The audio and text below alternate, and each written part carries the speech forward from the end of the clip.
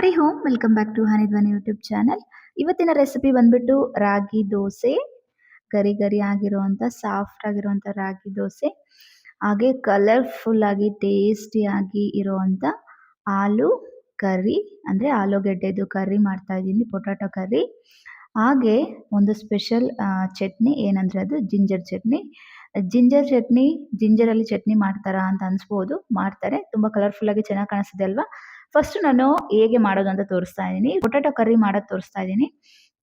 So ಅದಕ್ಕೆ ಬೆಳ್ಳುಳ್ಳಿ, ಶುಂಠಿ, ಹಾಗೆ 1 ಕಪ್ಪಷ್ಟು ಟೊಮೆಟೊ ತೊಗೊಂಡಿದ್ದೀನಿ. ಸ್ವಲ್ಪ ಕೊತ್ತಂಬರಿ ಸೊಪ್ಪು, ಸ್ವಲ್ಪ ಚಕ್ಕೆ, ಹಾಗೆ 2 ಲವಂಗ ಹಾಕ್ಕೊಂಡು ಚೆನ್ನಾಗಿ ಪೇಸ್ಟ್ ಮಾಡ್ಕೊಳ್ಳಿ.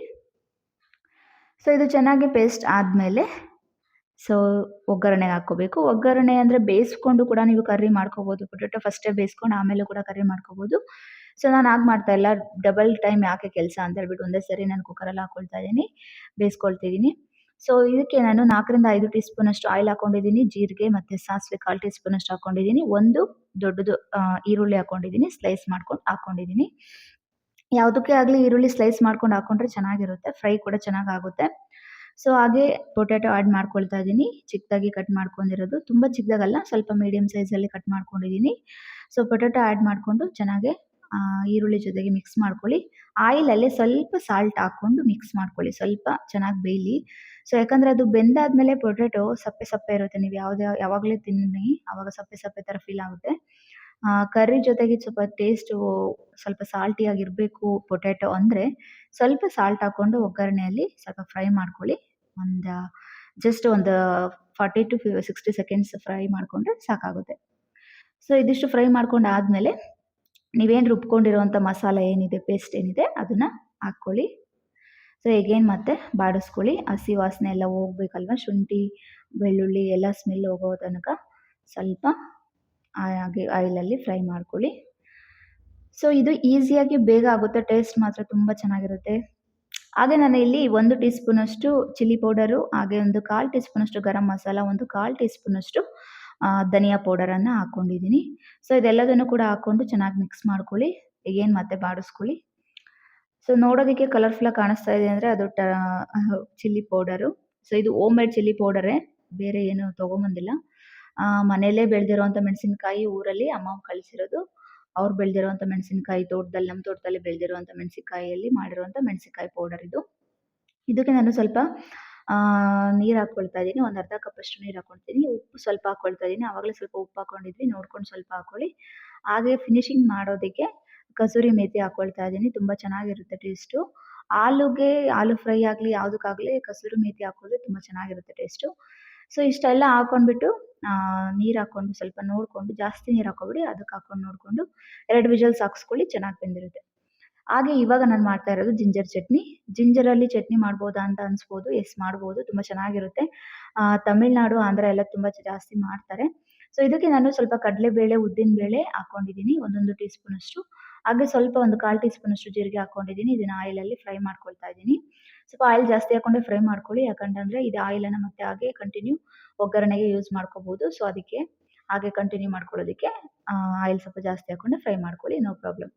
ಸೊ ಈಗ ನಾನು 4ರಿಂದ 5 ಬೆಳ್ಳುಳ್ಳಿ ಹೆಸರು ಹಾಕ್ಕೊಂಡಿದ್ದೀನಿ, ಒಂದು ಜಿಂಜರ್ ಹಾಕ್ಕೊಂಡಿದ್ದೀನಿ, ಒಂದು ನಿಂಬೆಹಣ್ಣು ಗಾತ್ರದಷ್ಟು ತೊಗೊಂಡಿದ್ದೀನಿ ಜಿಂಜರ್ದು.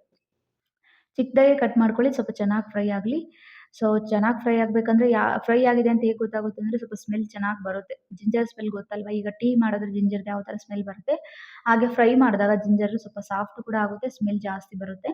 ಸೊ ಆವಾಗ ನೀವು ತೊಗೊಳ್ಳಿ, ಸ್ವಲ್ಪ ಚೆನ್ನಾಗಿ ಫ್ರೈ ಮಾಡಿಕೊಂಡ್ರೆ ಸ್ವಲ್ಪ ಅದು ಶಾರ್ಪ್ನೆಸ್ ಇರುತ್ತೆ, ಸ್ವಲ್ಪ ಜಾಸ್ತಿ ಕಾರ್ಚಿ ಥರ ಇರುತ್ತಲ್ವ, ಸ್ಟ್ರಾಂಗ್ ಇರುತ್ತಲ್ವ, ಅದೆಲ್ಲ ಕಡಿಮೆ ಆಗಲಿ ಅನ್ನೋದಕ್ಕೋಸ್ಕರನೇ ಜಿಂಜರನ್ನು ಫ್ರೈ ಮಾಡ್ಕೊಳ್ಳೋದು. ಹಾಗೆ ನಾನು ಒಣಮೆಣ್ಸಿಕಾಯಿ ತೊಗೊಂಡಿದ್ದೀನಿ, ಗುಂಟೂರು ಮೆಣಸಿನಕಾಯಿ 3 ತೊಗೊಂಡಿದ್ದೀನಿ.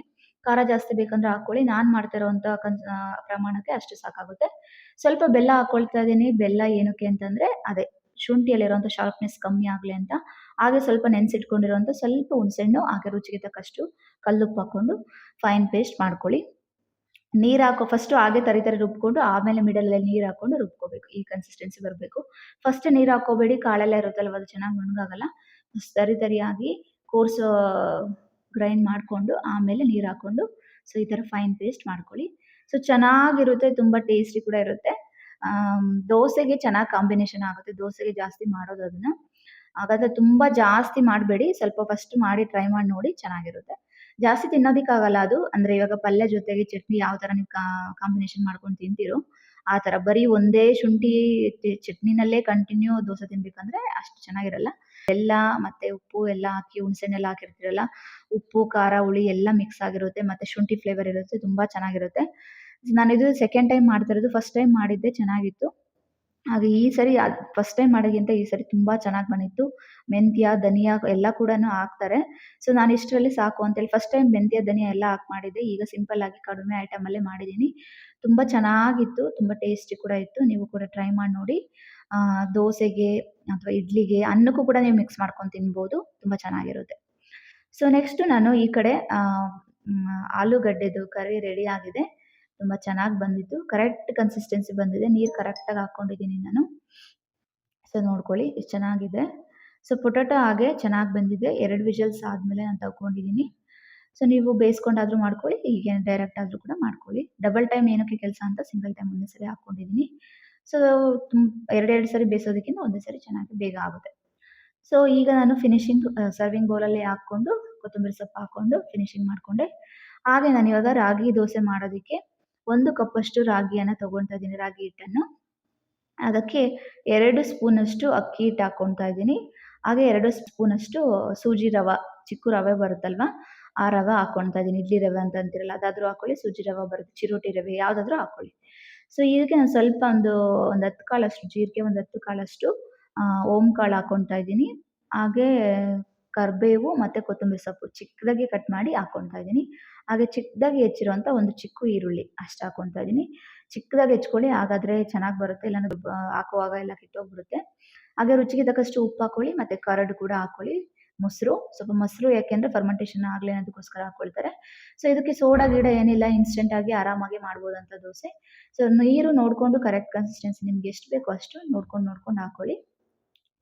ಸೊ ಇನ್ಸ್ಟೆಂಟಾಗಿ ಬೇಗ ಆಗುತ್ತೆ. ಇವಾಗ ರಾಗಿ ಮುದ್ದೆ ತಿನ್ನಲ್ಲ ಅನ್ನೋರು, ರಾಗಿ ತುಂಬ ಆರೋಗ್ಯಕ್ಕೆ ಒಳ್ಳೆಯದು. ರಾಗಿ ಮುದ್ದೆ ತಿನ್ನೋಕ್ಕಾಗಲ್ಲ, ಇಷ್ಟ ಇಲ್ಲ ಅನ್ನೋರು ರಾಗಿ ದೋಸೆ ಮಾಡ್ಕೋಬೋದು, ರಾಗಿ ಅಂಬಲಿ ಮಾಡ್ಕೋಬೋದು, ರಾಗಿ ಸೂಪ್ ಮಾಡ್ಬೋದು. ತುಂಬಾ ವೆರೈಟೀಸ್ ಇದೆ. ಅದೆಲ್ಲ ನಾನು ರಾಗಿ ರೆಸಿಪೀಸ್ ಒಂದೊಂದೇ ಹಾಕ್ತಾ ಹೋಗ್ತೀನಿ. ನೋಡ್ಕೊಳ್ತಾ ಇರಿ. ಯಾರೆಲ್ಲ ರಾಗಿ ತಿನ್ನಲ್ಲ ಅನ್ನೋರು ರಾಗಿ ದೋಸೆ ಮಾಡಿಕೊಂಡು ಟೇಸ್ಟ್ ಮಾಡಿ ನೋಡಿ. ಬಟ್ ದೋಸೆ ಮಾಡುವಾಗ ತುಂಬ ಚೆನ್ನಾಗಿ ಘಮ ಘಮ ಫ್ಲೇವರ್ ತುಂಬ ಚೆನ್ನಾಗಿ ಬರುತ್ತೆ. ಸೊ ಈಗ ನಾನು ಫರ್ಮೆಂಟೇಷನ್ ಆಗೋದಕ್ಕೆ ಒಂದು 10 ನಿಮಿಷ, 10ರಿಂದ 15 ನಿಮಿಷ ಬಿಟ್ಟಿದ್ದೆ. ಅದಾದಮೇಲೆ ಈ ಥರ ಕಾಣಿಸ್ತಾ ಇದೆ. ಸೊ ನೀಟಾಗಿ ಮತ್ತೆ ಕಲಿಸ್ಕೊಳ್ಳಿ. ಉಪ್ಪೆಲ್ಲ ಹಾಕ್ಕೊಂಡಿದ್ನಲ್ವ, ಎಲ್ಲ ಚೆನ್ನಾಗಿ ಮಿಕ್ಸ್ ಆಗಿದೆ. ಫರ್ಮೆಂಟೇಷನ್ ಆಗಬೇಕು ಒಂದು 10 ನಿಮಿಷನಾದ್ರೂ, ಹಾಗೆ ಡೈರೆಕ್ಟಾಗಿ ಹಾಕಿ ಮಾಡಿ ತೋರಿಸ್ತಾರೆ. ಬಟ್ ಅದು ಆಗೋದಿಲ್ಲ, ಅದು ಬರೋದು ಇಲ್ಲ. ಬಟ್ ಫರ್ಮೆಂಟೇಷನ್ ಆಗೋದಕ್ಕೆ ಅಟ್ಲೀಸ್ಟ್ ಒಂದು ಮಿನಿಮಮ್ 15 to 20 ಮಿನಿಟ್ಸ್ ಆದರೂ ಬಿಡಬೇಕು. ನಾನೊಂದು 15 ನಿಮಿಷ ಆದಮೇಲೆ ಹಾಕ್ಕೊಳ್ತಾ ಇದ್ದೀನಿ. ಸ್ವಲ್ಪ ನೀರು ಜಾಸ್ತಿನೇ ಮಾಡ್ಕೋಬೇಕು ಈ ಥರ ಹಾಕ್ಕೊಳ್ಳೋದಕ್ಕೆ, ಸ್ವಲ್ಪ ಲಿಕ್ವಿಡು. ತುಂಬ ನಿಮ್ಮದು ದೋಸೆ ಬ್ಯಾಟರ್ ಬಂದುಬಿಟ್ಟು ತುಂಬ ತಿಕ್ಕಾಗಿದ್ದರೆ, ಅಕ್ಕಿ ದೋಸೆ ಮಾಡ್ತಾರಲ್ವಾ ಆ ಥರ ತಿಕ್ಕಾಗಿದ್ದರೆ ಇದು ನೀವು ತಿರುಗಿಸ್ಕೊಳ್ಳೋದಕ್ಕೆ ಆಗೋದಿಲ್ಲ, ಕಿತ್ತೋಗ್ಬಿಡುತ್ತೆ, ಅಂಟುತ್ತೆ. ಅದಕ್ಕೋಸ್ಕರ ನೀವು ಸ್ವಲ್ಪ ನೀರು ಥರ ಮಾಡ್ಕೊಂಡು ತೆಳ್ಳಗೆ ಮಾಡಿಕೊಂಡ್ರೆ ಬ್ಯಾಟರು ಈ ಥರ ಆರಾಮಾಗಿ ಹಾಕ್ಕೋಬೋದು. ಈಗ ನೀರು ದೋಸೆ ಎಲ್ಲ ಮಾಡ್ತೀರಲ್ಲ, ಅಷ್ಟು ನೀರು ದೋಸೆಗೆ ತುಂಬ ನೀರು ಆಗುತ್ತೆ. ಅದಕ್ಕಿಂತ ಸ್ವಲ್ಪ ನೀರು ಕಮ್ಮಿ ಹಾಕ್ಕೊಂಡು ಆ ಕನ್ಸಿಸ್ಟೆನ್ಸಿ ಮಾಡ್ಕೊಳ್ಳಿ. ಹಾಗೆ ಆಯಿಲ್ ಹಾಕ್ಕೊಂಡು ಮೇಲೆ ಒಂದು 50 ಸೆಕೆಂಡ್ಸ್ ಬೇಯಿಸ್ಕೊಳ್ಳಿ. ಹಾಗೆ ಮತ್ತೆ ನಿಧಾನಕ್ಕೆ ಎಲ್ಲ ಸೈಡ್ಸನ್ನು ತಗೊಂಡು ಫ್ಲಿಪ್ ಮಾಡಿ ಮತ್ತೆ ಸೆಕೆಂಡ್ ಸೈಡ್ಸ್ ಕೂಡ ಬೇಯಿಸ್ಕೊಳ್ಳಿ. 2 ಕಡೆ ಸೈಡ್ ಬೇಯಿಸ್ಕೊಳ್ಳಿ. ಸೊ ಈಗ ಕಲರ್ಫುಲ್ಲಾಗಿ ರಾಗಿ ದೋಸೆ ರೆಡಿ ಆಯಿತು. ಸೊ ಎಲ್ಲದು ಒಂದೊಂದು ಫುಡ್ ಒಂದೊಂದು ಡಿಫ್ರೆಂಟ್ ಕಲರ್ ಇರುತ್ತೆ. ಸೊ ಹಾಗೆ ರಾಗಿದು ಕೂಡ ಒಂದು ಸ್ಪೆಷಲ್ ಕಲರು. ಸೊ ಚೆನ್ನಾಗಿರುತ್ತೆ. ತುಂಬಾ ಹೆಲ್ದಿ ಕೂಡ. ರಾಗಿ ತುಂಬ ಜನ ತಿನ್ನೋದಿಲ್ಲ, ಬರೀ ಗೋಧಿ ಜಾಸ್ತಿ ತಿಂತಾರೆ. ರಾಗಿ ಕೂಡ ತಿಂದು ನೋಡಿ ಅಂತ ಹೇಳ್ತೀವಿ. ಯಾಕಂದರೆ ನಾವು ರಾಗಿ ಜಾಸ್ತಿ ಬೆಳಿತೀವಿ. ಸೊ ದಟ್ ರಾಗಿ ತಿನ್ನಿ ಅಂತ ನಾನು ರೆಕಮೆಂಡ್ ಮಾಡ್ತೀನಿ. ಹಾಗೆ ತುಂಬ ಹೆಲ್ದಿ ಕೂಡ. ಹೀಗೆ ಮತ್ತೆ ಇನ್ನೊಂದು ದೋಸೆ ಹಾಕ್ಕೊಳ್ತಾ ಇದ್ದೀನಿ. ಒಂದೇ ಒಂದು ದೋಸೆ ಹಾಕಿ ತೋರಿಸ್ಬಿಟ್ರೆ ಗೊತ್ತಾಯ್ತಾ, ಮತ್ತೆ ಇನ್ನೊಂದು ಬರುತ್ತಾ ಇಲ್ವಾ ಅಂತ ಡೌಟ್ ಇರುತ್ತೆ. ಅದಕ್ಕೋಸ್ಕರ ನಾನು ಇನ್ನೂ ಒಂದು ದೋಸೆ ಹಾಕಿ ತೋರಿಸ್ತಾ ಇದ್ದೀನಿ. ನಾನು ಮಾಡಿರೋಂಥ ಬ್ಯಾಟರಲ್ಲಿ ಟೋಟಲ್ ನನಗೆ 7 to 8 ದೋಸೆ ಆಗಿತ್ತು. ಸೊ ಚೆನ್ನಾಗಿ ಬಂದಿತ್ತು. ಚೆನ್ನಾಗಿ ಬೇಯಿಸ್ಕೊಳ್ಳಿ, ಮೀಡಿಯಮ್ ಫ್ಲೇಮಲ್ಲಿ ಇಟ್ಕೊಂಡು ಬೋತ್ ಸೈಡ್ಸ್ ಬೇಯಿಸ್ಕೊಳ್ಳಿ. ಸೊ ಇವಾಗ ಚಟ್ನಿ ಆಗಿರ್ಬೋದು ಅಥವಾ ಆಲೂ ಕರಿ ಆಗಿರ್ಬೋದು, ದೋಸೆ ಆಗಿರ್ಬೋದು, ನೋಡೋಕ್ಕೆ ಚೆನ್ನಾಗಿ ಕಾಣಿಸ್ತಾ ಇದೆ, ತಿನ್ನೋಕೆ ಹೇಗಿದೆಯೋ ಗೊತ್ತಿಲ್ಲ ಅಂತ ಅನಿಸ್ಬೋದು ನಿಮಗೆ. ಹಾಗೇನಿಲ್ಲ, ಚೆನ್ನಾಗಿಲ್ಲ ಅಂದರೆ ನನಗೆ ಯಾವುದಾದ್ರೂ ಟೇಸ್ಟ್ ಚೆನ್ನಾಗಿ ಬಂದಿಲ್ಲ ಅಂದರೆ ಆ ರೆಸಿಪಿಯನ್ನು ನಾನು ಶೇರ್ ಮಾಡೋದಿಲ್ಲ, ಅಪ್ಲೋಡ್ ಮಾಡೋದಿಲ್ಲ. ಚೆನ್ನಾಗಿ ಬಂದರೆ ಮಾತ್ರ ನಾನು ಅಪ್ಲೋಡ್ ಮಾಡೋದು. ಟೇಸ್ಟು ಆಲೂ ಕರಿ ಆಗಿರ್ಬೋದು, ಜಿಂಜರ್ ಚಟ್ನಿ ಆಗಿರ್ಬೋದು, ರಾಗಿ ದೋಸೆ ಆಗಿರ್ಬೋದು, ತುಂಬ ಚೆನ್ನಾಗಿತ್ತು. ತುಂಬಾ ಟೇಸ್ಟಿಯಾಗಿ ಇತ್ತು. ಸೊ ನೀವು ಕೂಡ ಟ್ರೈ ಮಾಡಿ ನೋಡಿ. ಹಾಗೆ ಟ್ರೈ ಮಾಡಿ ನೋಡಿದ್ಮೇಲೆ ಒಂದ್ಸರಿ ಬಂದಿಲ್ಲ ಅಂದರೆ, ಈಗ ಸಪೋಸ್ ರಾಗಿ ದೋಸೆ ಮಾಡುವಾಗ ಒಂದೆರಡು ಸರಿ ಕೀಳ್ಬೋದು ಫಸ್ಟ್ ಟೈಮ್ ಮಾಡಿದಾಗ. ನಾನು ಈಗ ಒಂದು 5ರಿಂದ 6 ಸರಿ ಮಾಡಿದ್ದೀನಿ. ಸೊ ಫಸ್ಟ್ ಟೈಮ್ ನಾನು ಮಾಡುವಾಗ ಬರ್ತಾ ಇರಲಿಲ್ಲ. ಸೊ ಫಸ್ಟ್ ಟೈಮ್ ಬಂದಿಲ್ಲ ಅಂದರೆ ಒಂದು 2 ಮಾಡಿ ನೋಡಿ, ಮತ್ತೆ ಥರ್ಡ್‌ನೇದು 3ನೇ ದೋಸೆ ಹಾಕ್ತಿರಲ್ಲ ಅದು 100% ಬಂದೇ ಬರುತ್ತೆ. ಆಯಿಲ್ ಏನೋ ನೀರು ಏನೋ ಹಾಕ್ಕೋಬೇಡಿ, ಡೈರೆಕ್ಟ್ ಪ್ಯಾನ್ ಮೇಲೆ ಹಾಕೊಂಡು ಮಾಡ್ಕೊಂಡು ನೋಡಿ. ಸೊ ಹೀಗೆ ನಾನು ಮಾಡಿರೋಂಥ ರೆಸಿಪಿನ ನೀವು ಕೂಡ ಟ್ರೈ ಮಾಡಿ ನೋಡಿ. ಈ ವಿಡಿಯೋ ನಿಮಗೆ ಇಷ್ಟ ಆಯಿತು ಅಂತ ಭಾವಿಸ್ತೀನಿ. ಸೊ ಇಷ್ಟ ಆದರೆ ಲೈಕ್ ಮಾಡಿ, ಶೇರ್ ಮಾಡಿ, ಹಾಗೆ ಮರೀದೆ ಸಬ್ಸ್ಕ್ರೈಬ್ ಮಾಡಿ. Thank you for watching.